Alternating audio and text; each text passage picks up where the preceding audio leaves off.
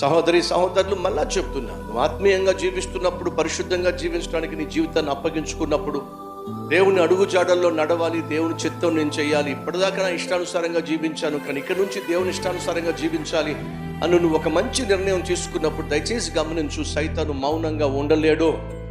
తోక తెగిన కోతిలాగా వాడు ఏదో విధంగా నిన్ను డిస్టర్బ్ చేసే ప్రయత్నం చేస్తాడు.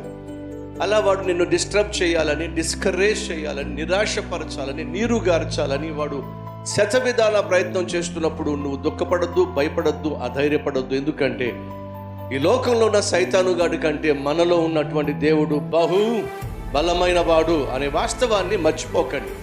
నువ్వు దేవుడిని నమ్ముకున్న తర్వాత కూడా కష్టాలు వస్తాయి. నువ్వు దేవుడిని నమ్ముకున్న తర్వాత కూడా ఇరుకు ఇబ్బందులు వస్తాయి. నువ్వు దేవుడిని నమ్ముకున్న తర్వాత కూడా దేవుని మార్గంలో నడవాలని ఆశించినప్పుడు కూడా చాలా పోరాటాలు వస్తాయి. కానీ దేవుడు లేనప్పుడు ఆ పోరాటాలు నువ్వు ఒక్కడవే ఎదుర్కోవాల్సి వచ్చేది. కానీ ఇప్పుడు దేవుడు నీకు తోడుగా ఉన్నాడు కాబట్టి సైతాన్ తీసుకొచ్చే ప్రతి పోరాటము నువ్వు ఒక్కడవే కాదు ఎదుర్కొంటుంది, నీతో పాటు నీ దేవుడు కూడా వస్తున్నాడు నీ పక్షమున పోరాడడానికి, నీకు విజయాన్ని అందించటానికి. ఈ వాస్తవాన్ని ఎప్పుడూ మర్చిపోవద్దని ప్రభువు పేరట మనవి చేస్తున్నాను.